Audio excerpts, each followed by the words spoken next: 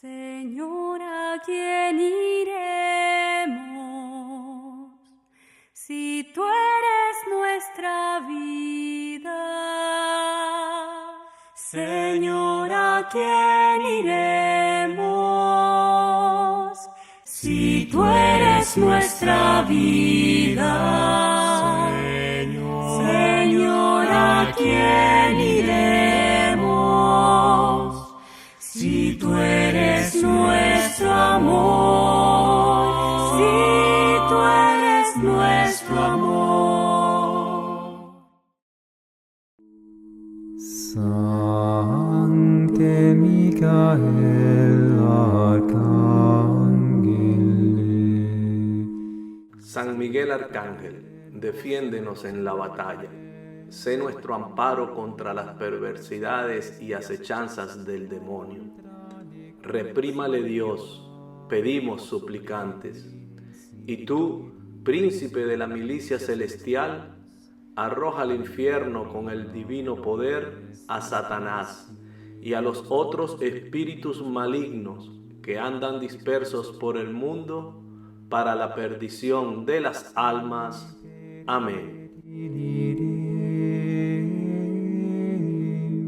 Queridos hermanos en la iglesia, por favor acompáñenme a atravesar el Golfo de México y arribar a la capital espiritual de América, como la nombró San Juan Pablo II, específicamente a la casita que mandó a construir nuestra Madre del Cielo, la Santísima Virgen de Guadalupe, y allí encontrarnos con Monseñor Juan de Dios Olvera Delgadillo, canónigo de la Basílica de Guadalupe en el Tepeyac, Ciudad de México, para tratar un tema muy doloroso: los sacerdotes cancelados.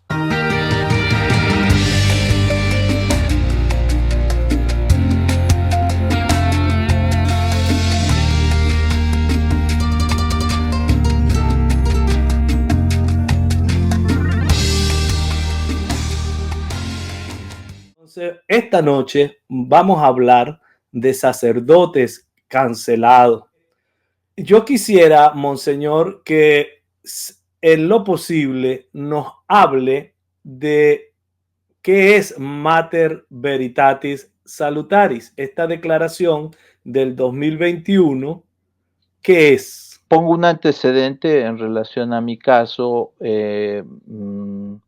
Las autoridades eclesiásticas de manera explícita han manifestado, si bien es el motivo real, fehaciente, tangible de lo que está sucediendo en mi caso, si bien ese es el motivo así concreto, sin embargo, explícitamente se dijo, no vamos a entrar a tratar nada de esa declaración.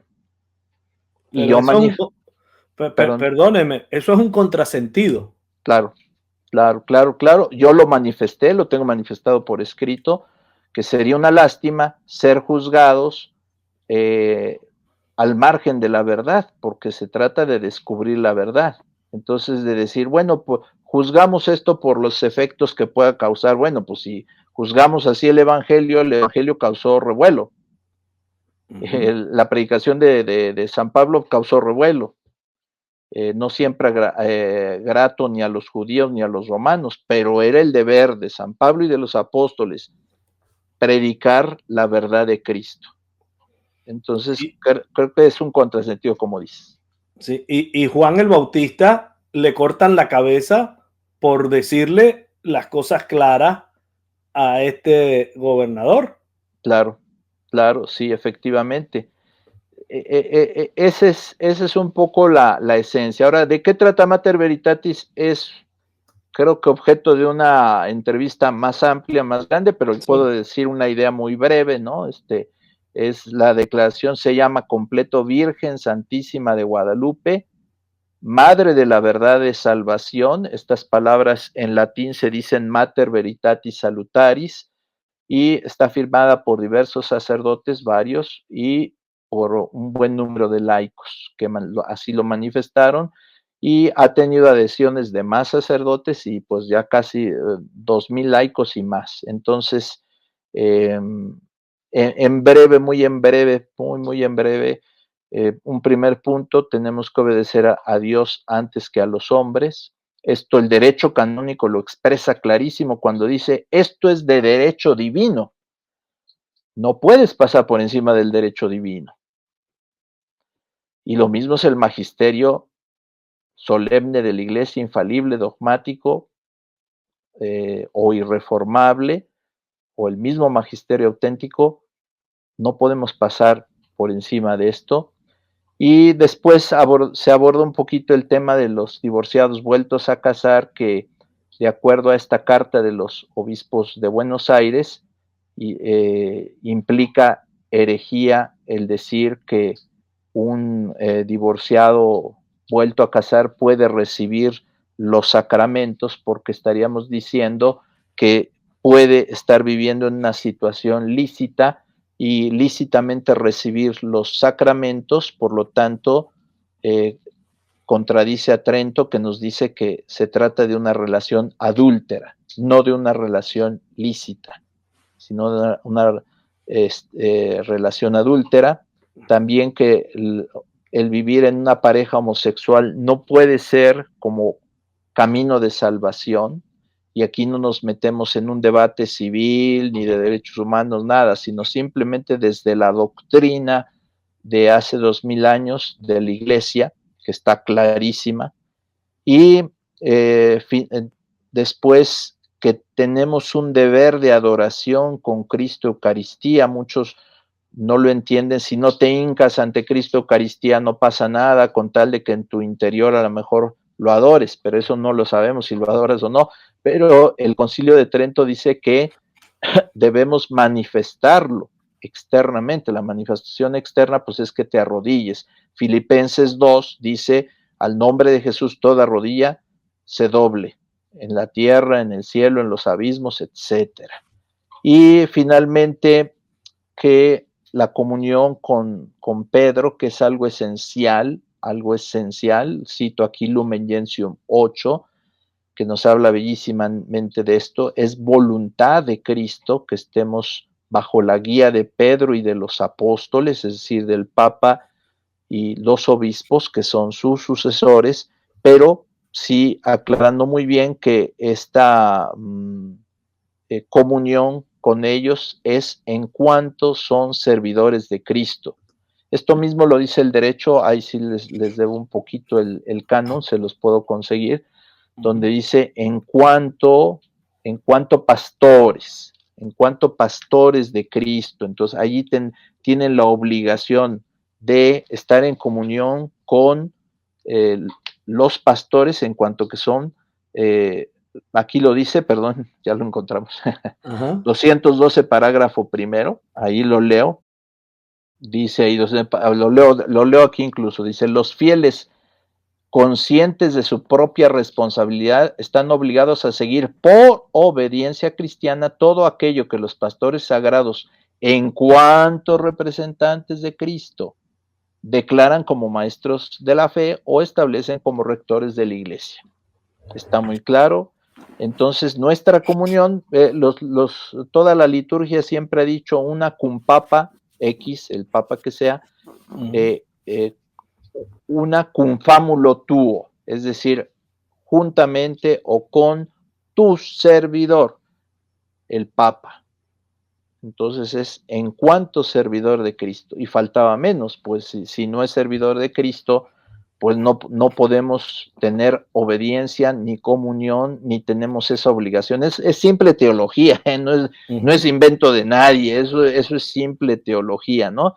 Y bueno, acudiendo a los textos de la Sagrada Escritura, cuando Pedro quiere, habiendo Mateo 16, 16 y siguientes, 18, etcétera, todo este poder hermosísimo para conducir a la iglesia pastoralmente, 5 versículos después, solo 5 versículos después, Jesús le está diciendo a Pedro, apártate de mí, Satanás.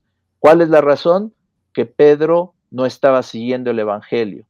¿Por qué no seguía el evangelio? Porque el evangelio incluía la cruz, el camino de la cruz, y le empieza a decir a Jesús, Señor, a ti no te puede pasar esto, no vayas a Jerusalén, no, ¿para qué vas a la cruz?, etcétera. Y Jesús reacciona así, tan fuerte: apártate de mí, Satanás. O sea, esto no es el camino de Dios. El camino de Dios, el evangelio, la salvación, pasa por el camino de la cruz. Y si tú, actuando humanamente, excluyes este camino de la cruz, apártate de mí, Satanás. Al mismo Pedro que le había dicho unos versículos antes: tú eres Pedro, sobre esta piedra edificaré mi iglesia, etcétera, etcétera, etcétera. ¿Cómo lo debemos de entender teológicamente? Precisamente así. Tenemos toda la obligación de seguir al pastor de la Iglesia Universal y tener comunión con él en cuanto servidor de Cristo. Entonces, bueno, este es el último punto que trata Mater Veritatis. Si se profundiza un poquito más, pues hay un aspecto material y un aspecto formal de este ministerio petrino, ¿verdad? Que abarca el magisterio del Papa y abarca también su autoridad como pastor de la Iglesia Universal. Básicamente es lo que trata Mater Veritatis. Excelente, Monseñor Juan de Dios. Le hago una propuesta. Vamos a seguir conversando de este tema porque no se ha dicho todo lo que merece decirse. Pero dejemos para una próxima ocasión en que podamos juntarnos para hablar de los sacerdotes cancelados y específicamente y muy especialmente de su caso, porque hay una realidad en la mayoría de los casos de los sacerdotes cancelados, y es que se quiere ocultar de la vida pública los casos concretos. Es decir, no hay acceso, no hay estadísticas, y son muy pocos los sacerdotes u obispos que tienen la valentía de Monseñor Juan de Dios o del obispo Strickland o del cardenal Raymond Leo Burke de manifestar abiertamente lo que está pasando. Pero más allá de eso, hay una intencionalidad por parte de las autoridades eclesiásticas de ocultar el acceso y la verdad de los casos. Sí, siempre hay, es una constante, como la opacidad, y esa opacidad volvemos a tomar el fundamento del caso de nuestro Señor Jesucristo. Esa opacidad se empieza a reflejar porque es apresado de noche. No hay claridad. Y enjuiciado de noche. Enjuiciado de noche, y Jesús dice: tantas veces estuve en sus plazas y vienen ahora a apresarme. En esta circunstancia de noche, cuando la gente ya se fue a sus casas, y después se hace correr una versión, ¿verdad? Es que esto fue así, fue asado, se le condenó por esto y por lo otro, etcétera, ¿no? Entonces, creo que es una constante la opacidad en estos casos, y yo agradezco mucho la valentía de tu medio.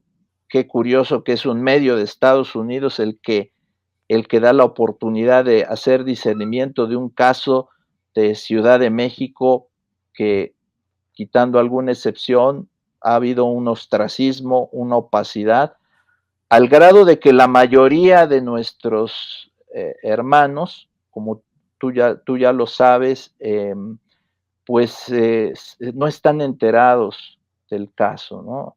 En mi caso, antes de que comenzara el proceso, el Dicasterio para la Doctrina de la Fe ya había dado un dictamen sobre mi caso favorable, donde no existe delito contra la fe, ni ningún delicta graviora, hablándolo técnicamente, ningún delito grave, al grado de decir: cerramos este expediente.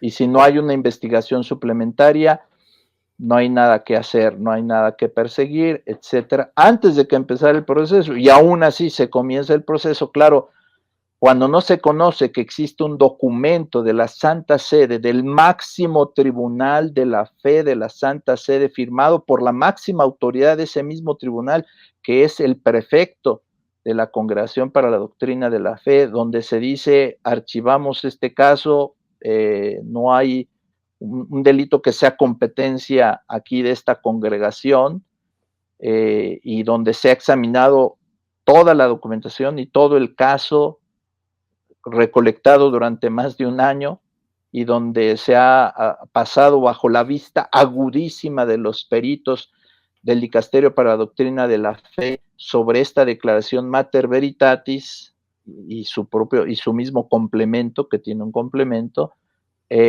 Pues al ignorarse esto, claro, todo el mundo dice, bueno, pues será, no será, qué pasará, etcétera, y uno lo tiene que sufrir un poco en el ostracismo, en la opacidad, en el que nadie lo sabe. Supuestamente, creo que de una manera que no es verdadera, se dice que se oculta todo esto para proteger la fama de un servidor, cuando por escrito, yo lo he mencionado, por favor, publiquen todo, todo, ¿Y porque no tenemos nada que ocultar. por qué una negativa de las autoridades eclesiales? Porque si usted es culpable de algo, pues que lo sepa toda la feligresía y toda la iglesia. Así es, así es. Pero yo mismo lo pido, lo he pedido por escrito, y lo aprovecho este programa tan valiente para decir también, se publique todo, que se publique por favor todo, porque hace más daño la opacidad, el sospechismo, ¿no? El estar sospechando todo el tiempo qué habrá hecho, qué no habrá hecho, de qué lo acusan, por qué lo acusan. Como bien dices, bueno, nos faltan muchos pequeños temitas que se pueden aclarar, e incluso estamos dispuestos a responder las preguntas del auditorio, que seguramente en México te estarán viendo muchos, y responder para ver cuál es la realidad de esta situación. ¿Cuál es el crimen? Puede haber crimen cuando hablas verdad, y cuando hablas la verdad de fe, aquella verdad que Jesús dice, he venido a la tierra para que, he venido a traer fuego a la tierra, y cuánto deseo que arda. Entonces, esa verdad de salvación, hay algo que criminalizar a una persona, y entonces, bueno, hay muchos aspectos como este, pero esto es un simple detallito, solo es un detallito, este documento del Dicasterio para la Doctrina de la Fe, que aún antes de comenzar el proceso ya existía, y daba cuenta de esta situación. Entonces, creo que es bueno que haya una comunicación, que no haya opacidad, que es un derecho de los fieles y también de los presbiterios, porque yo estoy inserto en un presbiterio, en un conjunto de sacerdotes, que es el clero al que yo pertenezco, nuestros obispos auxiliares, no, toda nuestra jerarquía, empezando desde el arzobispo hasta incluir a todos nuestros hermanos de las parroquias, los feligreses, y más allá, porque muchas veces hemos tenido relación por tener algún cargo más amplio que la diócesis, de todos los que aún no lo conocen. Entonces creo que es importante no vivir en la opacidad, y creo que una constante en el caso de los sacerdotes cancelados es precisamente la opacidad. Yo creo que ya hay que superar esto. Repito, la misma Santa Sede ha propugnado por eliminar en algunos rubros el secreto pontificio. Monseñor, a mí me resulta incongruente el que antes de comenzar el proceso se haya manifestado el Dicasterio para la Doctrina de la Fe diciendo que no hay caso, por decirlo de manera simple. Aquí no hay caso. Y si no hay nada aparte de lo que le acusaron por investigar, ellos dan por cerrado el caso.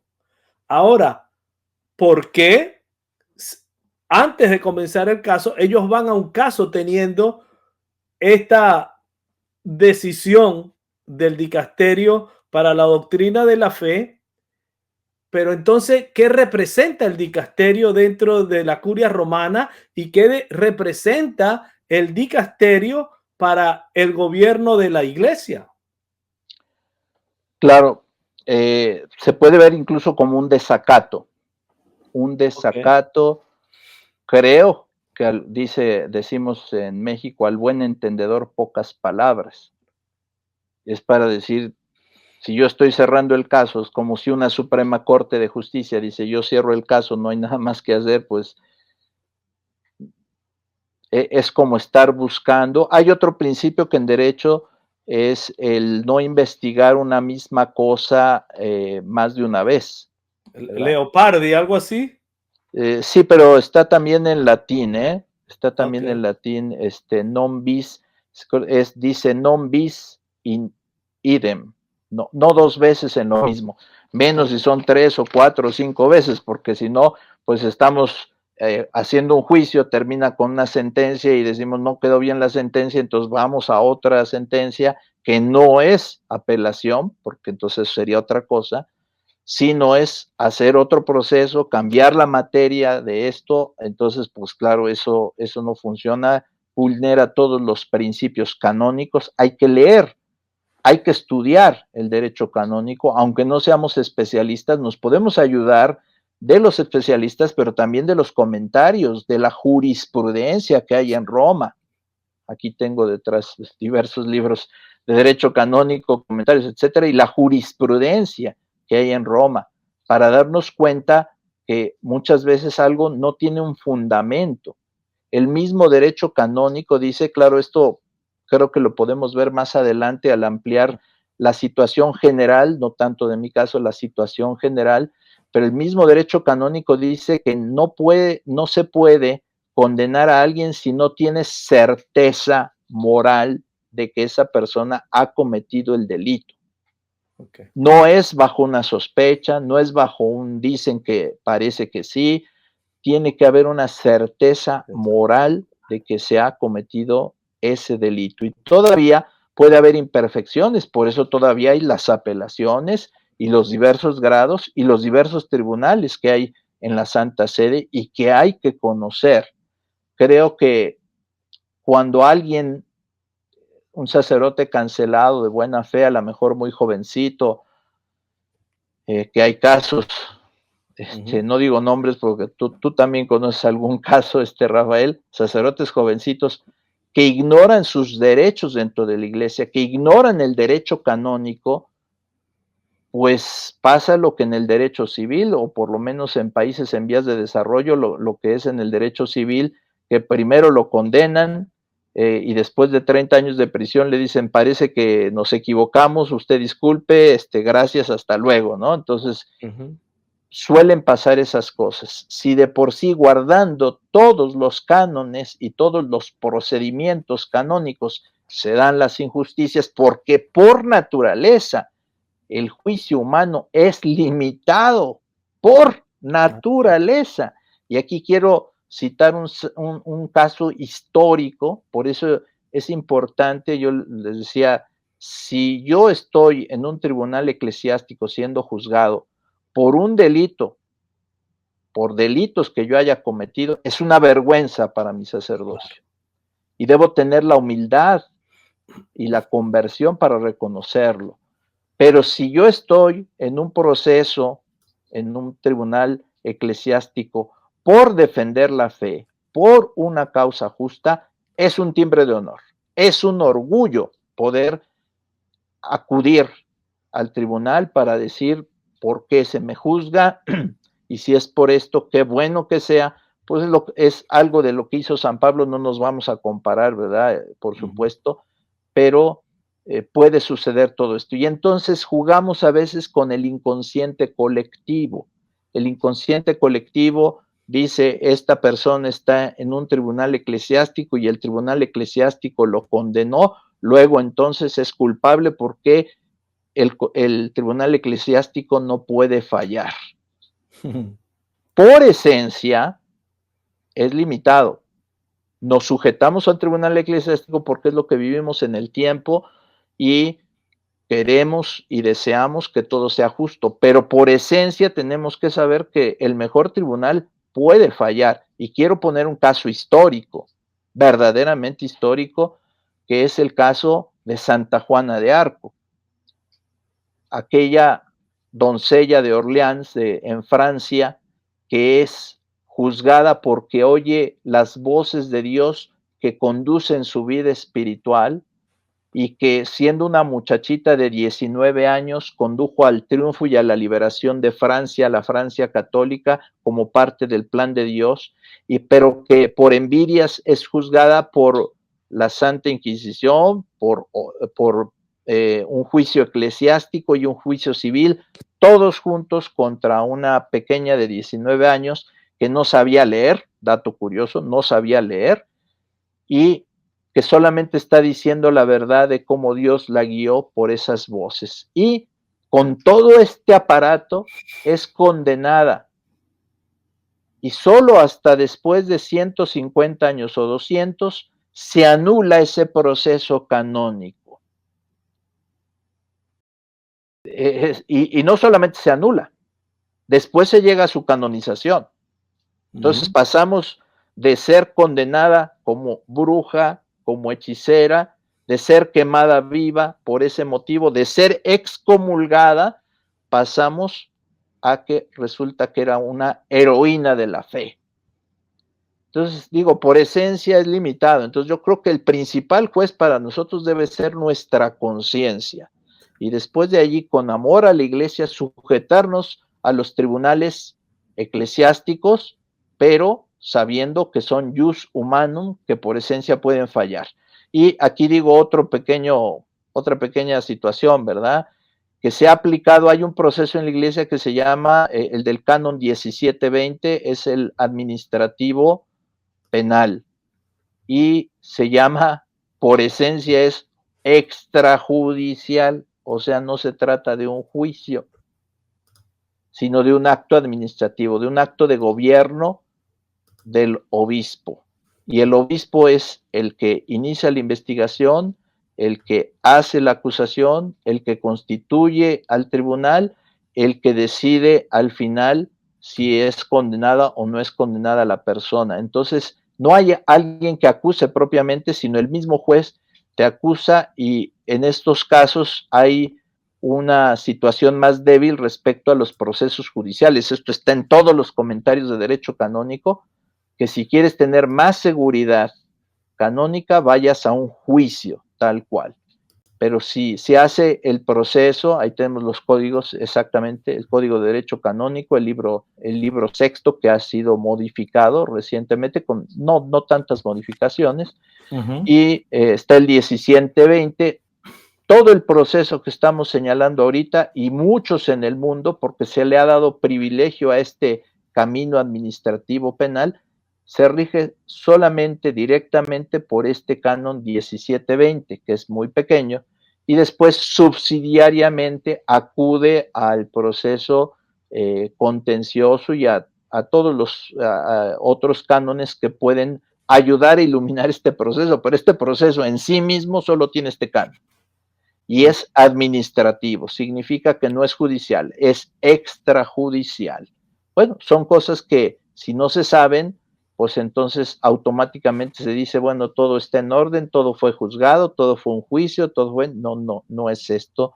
Hay que conocer punto por punto, y el proceso es útil y sirve, pero también está, según los comentaristas muy autorizados, que ahorita no sería el caso de que les empiece a dar una bibliografía al respecto, dicen que tiene muchas lagunas y se ha prestado a diversos abusos. No quiero citar el nombre del cardenal que me lo dijo, un cardenal de la Curia Romana, pero me dijo, ahorita están privilegiando todos el proceso administrativo penal porque es un proceso que no está tan definido y se presta a pues hacerlo un poquito hacia un lado o hacia otro. Entonces creo que además, repito, esto está en infinidad de artículos que hablan de especialidad de derecho canónico.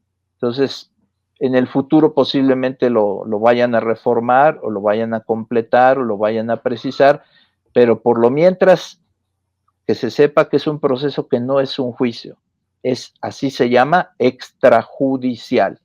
Es un proceso administrativo, un proceso de gobierno, donde pues casi todo lo realiza fuera del acusado, fuera del imputado, todo lo realiza una sola instancia.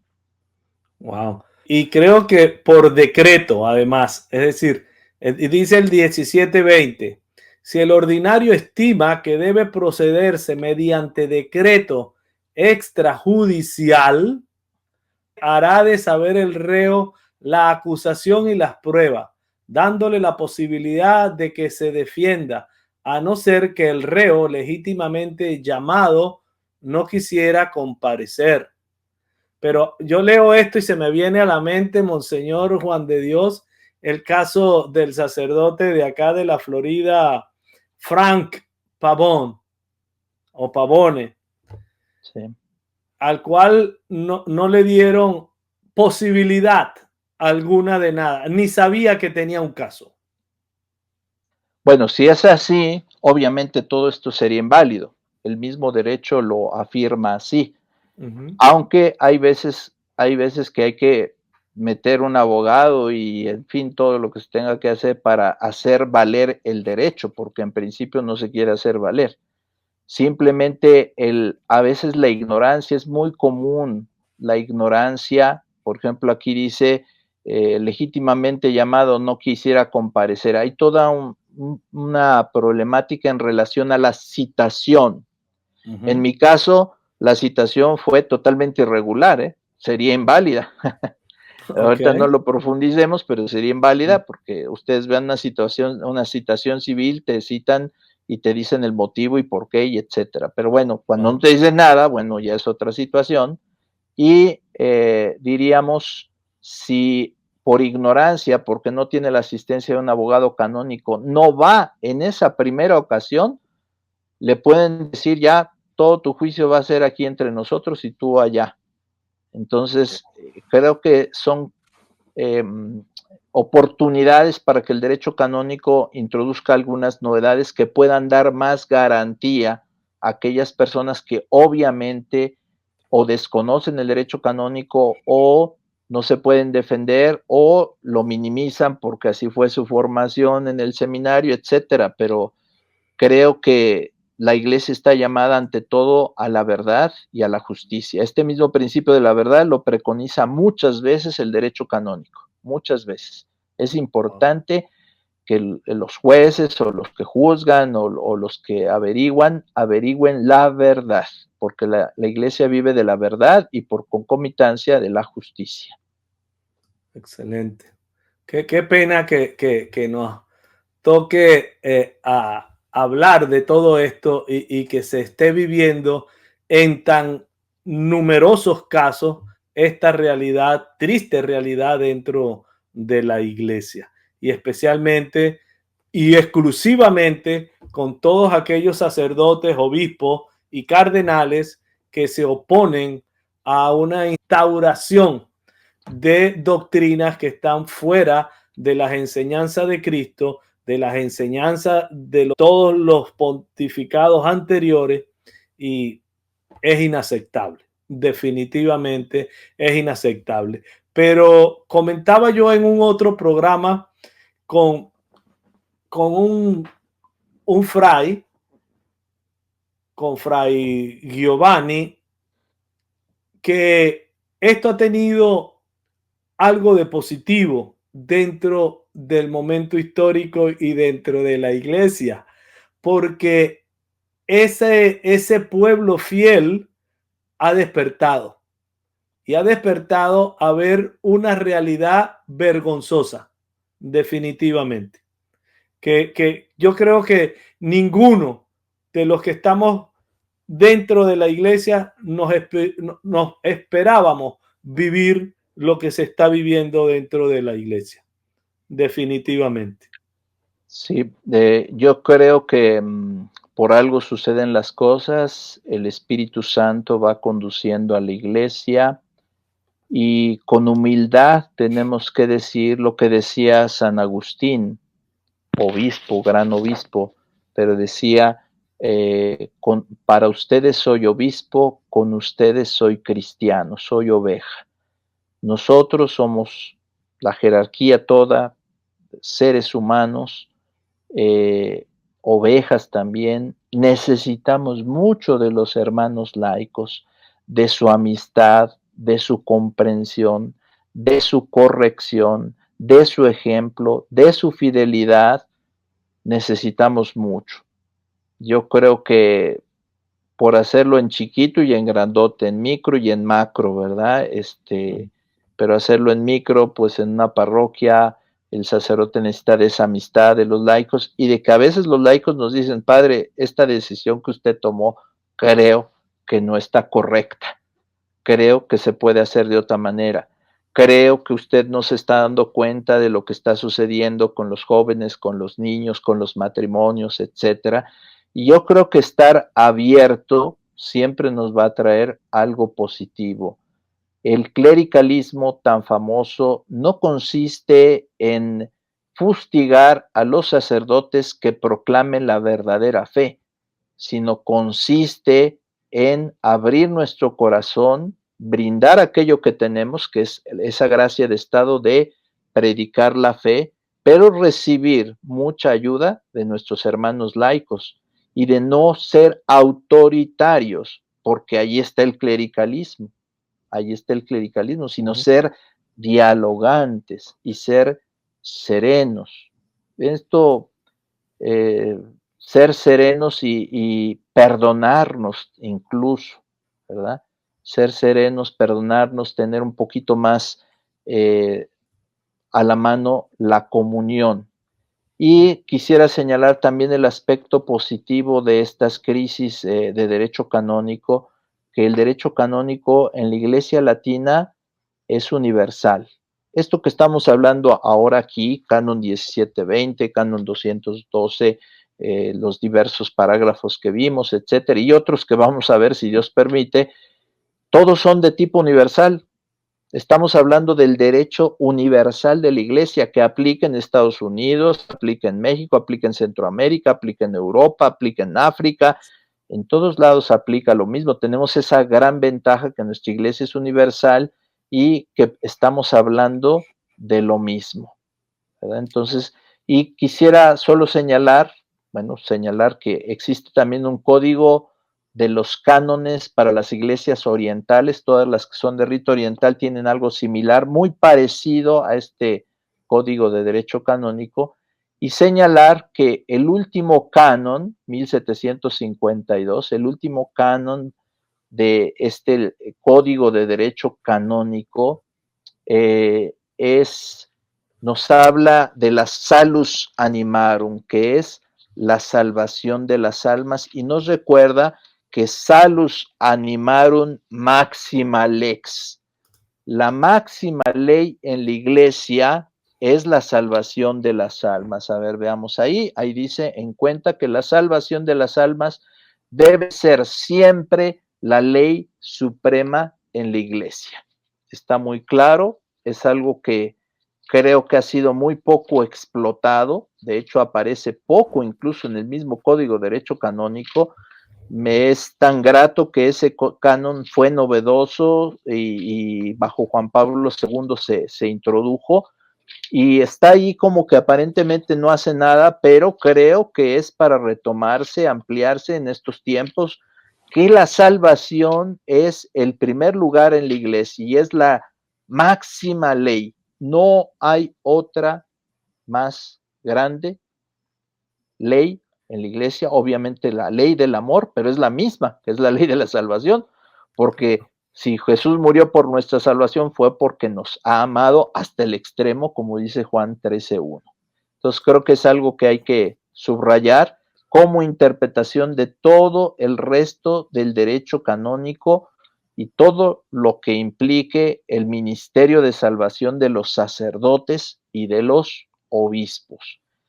Creo que sería muy interesante analizar el caso de Monseñor Strickland, que no tiene ninguna acusación, que también de manera pues no correcta, se le trata de inmiscuir en cosas un poco secundarias, intrascendentes, que fallas en la administración, por favor, pues si me muestran dónde está la diócesis más perfecta del mundo que no tenga una sola falla en la administración, ni siquiera las muy exactas, ¿no? Alemania, etcétera, otras, no es algo relevante. Por eso hay un motivo real y un motivo que es aparente, que es pretextuoso. En el caso de Monseñor Strickland es pretextuoso esto de que hubiera alguna cuestión de tipo administrativo. Y desgraciadamente, cuando hay una falla monumental de alguien, un delito, un pecado, no existe la caridad que diga, no lo dijimos porque queríamos encubrir, que ya sería también un delito, o no lo dijimos por caridad o por proteger la buena fama. Normalmente es lo contrario, se publica una circular donde se exhiben absolutamente todos los motivos del desastroso comportamiento de alguien. Entonces, no existe eso. Entonces, cuando no existe, otra vez aplicando lo mismo, como en el caso de Monseñor Strickland, no existe. Si existiera, ya se hubiera dicho. No existe.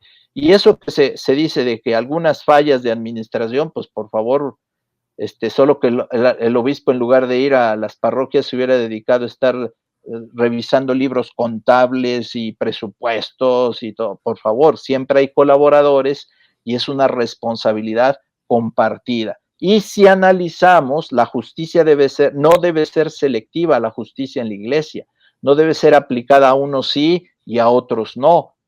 Si analizáramos, para no ir lejos, en mismo Estados Unidos, sobre, no sé, 200 diócesis que haya, 250, si analizamos el 10% de esas diócesis, vamos a encontrar iguales o peores situaciones irregulares de administración que no significan que sea algo trascendente, que son objeto de la visita ad limina, que todo obispo, toda diócesis va y presenta su informe, en teoría cada 5 años, a veces es más, etcétera, ante la Santa Sede, ante el Papa, la Santa Sede, los organismos de la Curia Romana, y ahí se le hacen observaciones porque pues habrá algunas fallas, pero eso jamás ha sido motivo trascendente para quitar a alguien de la manera en que se le ha quitado a Monseñor Strickland, y más cuando sabemos que se le pidió una petición increíble que queda para la historia, ¿verdad?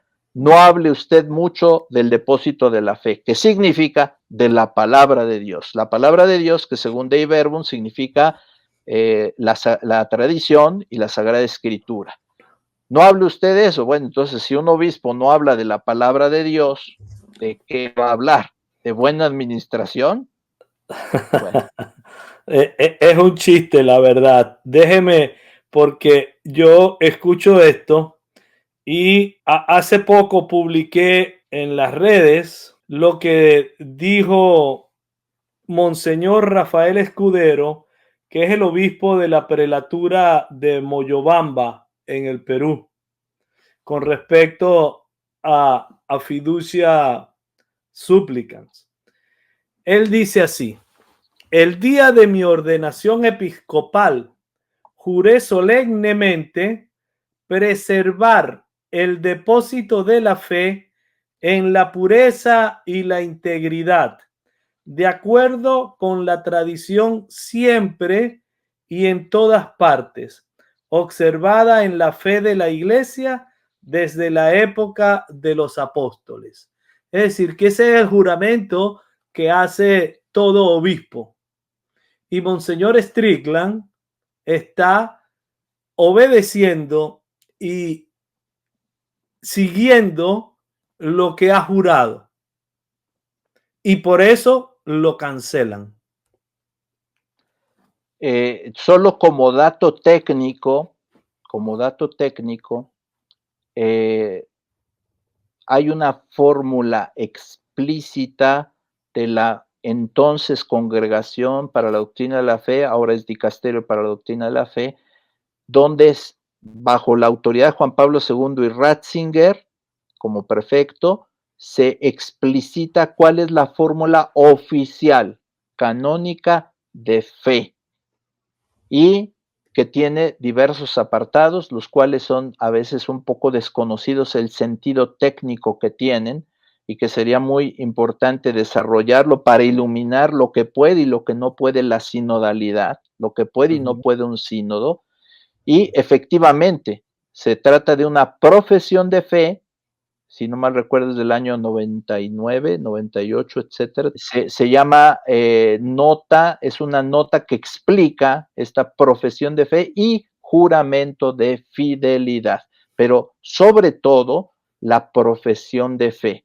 Y la profesión de fe equivale a un juramento, equivale a me comprometo con la sangre a defender esta fe, que es de los apóstoles y que procede de Cristo, porque la fuente no son los apóstoles, son el medio, son la transmisión, y por la cual han muerto todos los mártires de la iglesia. Esta profesión de fe es propia para todos aquellos que reciben un oficio en la Iglesia Católica, y es la profesión de fe oficial, que repito, valdría la pena analizar, porque está compuesta del credo, pero además tiene otras adiciones que precisan esa fe. Y si tú no te sales de esa fe, sino al contrario, estás defendiendo esa fe, pues no hay un canon que vaya contra eso, porque precisamente lo que te dice el canon es que tienes que defender esa fe. Es la fórmula, incluso se llama fórmula canónica de profesión de fe. Entonces, yo creo que esta petición, por ejemplo, pues de no hablar tanto del depósito de la fe, nos indica el motivo real de la destitución de Monseñor Strickland, y no hay un castigo para él. Pues eso hay que señalarlo. No se le está señalando ningún delito. Y si ahora se le fuera a señalar, yo diría que es armado, fabricado.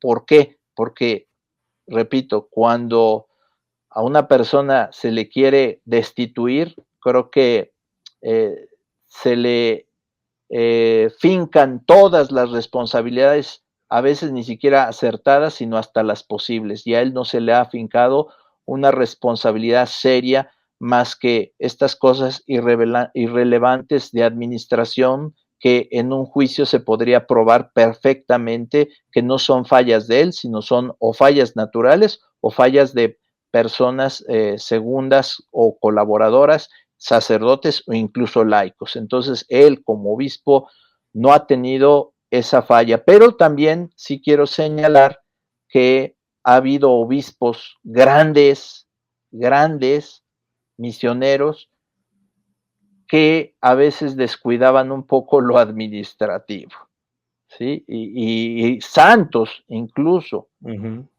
que tenían malas cuentas porque pedían prestado y después no pagaban porque andaban ayudando a los pobres. Claro. Y santos que vendían sus cosas para ayudar a los pobres. San Juan Crisóstomo nos habla mucho de eso, ¿verdad? Sí. Conozco un caso en Uruguay de Monseñor Jacinto Vera. Iba por la calle, veía a un pobre sin pantalones, se arrinconaba en algún rincón, se quitaba el pantalón y se iba con la sotana sin pantalones, y las camisas las entregaba cada rato. Sí, eso es común en los santos, y San Juan Crisóstomo habla profundamente de esto y dice incluso que se debería de preferir ayudar a la imagen de Dios en los pobres que a las imágenes físicas que a veces adornamos con oro o joyas. Esto es una enseñanza de este gran doctor San Juan Crisóstomo. Entonces, pues entonces vamos a hacerle un proceso San Juan Crisóstomo por fallas en la administración con los parámetros que ahora tenemos, ¿verdad? Cuando en realidad son otros parámetros, y creo que es bastante irrelevante esa situación. Entonces, un abrazo de felicitación a Monseñor Strickland. Creo que ha hecho lo correcto, creo que se ha comportado de una manera muy humilde, no es agresivo, no va contra nadie, sino su interés, lo ha manifestado, es solamente defender la fe. El que quiera conocer un poco más de la situación de Monseñor Strickland, en este canal está publicada la entrevista que le hizo Raymond Arroyo y nos tomamos, o me tomé el trabajo de ponerle la traducción, los subtítulos en español. Así que pueden buscarla en el canal y van a disfrutar, porque Monseñor, el obispo Strickland, es un hombre íntegro y derecho. Claro. Así que no es nuevo en la iglesia. Para cualquiera que se ponga a estudiar la historia de la iglesia, que puede ser en muchísimos tomos, por si no sabe, ¿no? Muchísimos tomos. No es nuevo en la iglesia las persecuciones, las injusticias, o sea, basta leer la vida de los santos para ver cuánta persecución ha habido por cosas realmente loables que pues han sido perseguidos, ¿no? Han sufrido el destierro, pues mismo San Juan Crisóstomo, pero también San Atanasio, que le debemos tanto a San Atanasio, pero fue acusado y llevado al destierro. Y podemos seguir, es una lista muy grande. Santo Tomás Becket en Inglaterra, antes del cisma. Después tenemos ahí mismo a los mártires que hablaron la verdad, exactamente, Santo Tomás Moro y San Juan Fisher como obispo, etcétera. Entonces, pues es algo como normal en la iglesia, ¿no? Pero para no decir que no escandalizarnos que hay persecución dentro de la iglesia, la característica lamentable de estos momentos es que es una persecución a veces muy directa a posturas innegociables de la fe. Eso es lo que es muy triste. Pues muy bien, Monseñor Juan de Dios. Vamos a quedar con una invitación a que volvamos a reunirnos y a continuar profundizando en un tema tan doloroso, sacerdotes cancelados.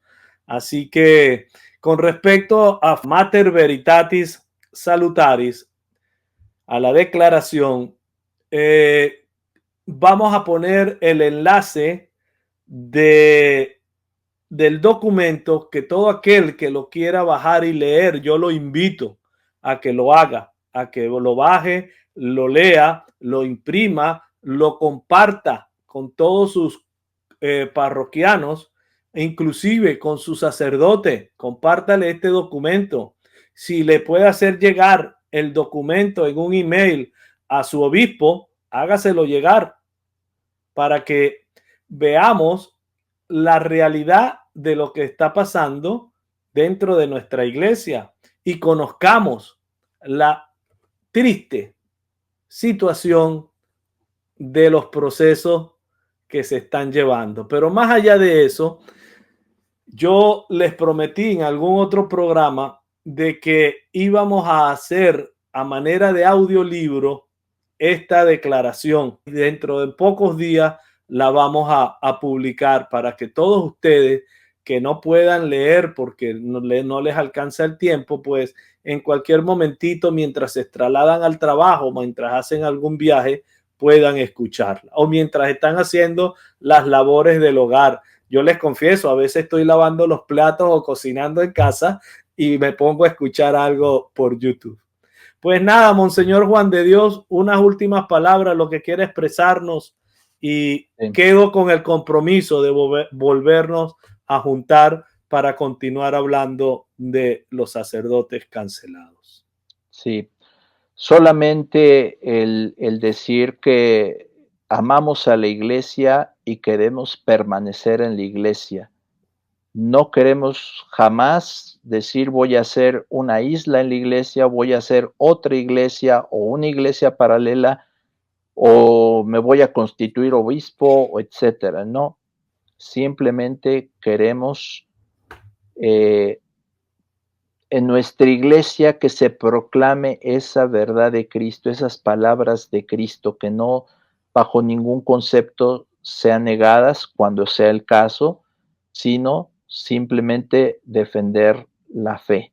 Pero amamos la Iglesia amamos nuestras diócesis, nuestros obispos, nuestros presbiterios, nuestros laicos, nuestras parroquias, los tenemos en el corazón, empezando a orar desde toda la jerarquía, el Papa, los obispos, los sacerdotes, los cardenales, las parroquias, las comunidades, por los enfermos, por todos aquellos que sufren y por supuesto, sin sentido egoísta, orando por nuestra propia salvación, pidiendo perdón por nuestros propios pecados, pero siempre tratando de imitar la gesta heroica en un grado muy pequeño de aquellos mártires que confesaron la fe y de aquellos que defendieron la fe y que la han defendido con su vida, con su sangre o a veces en medio de la persecución.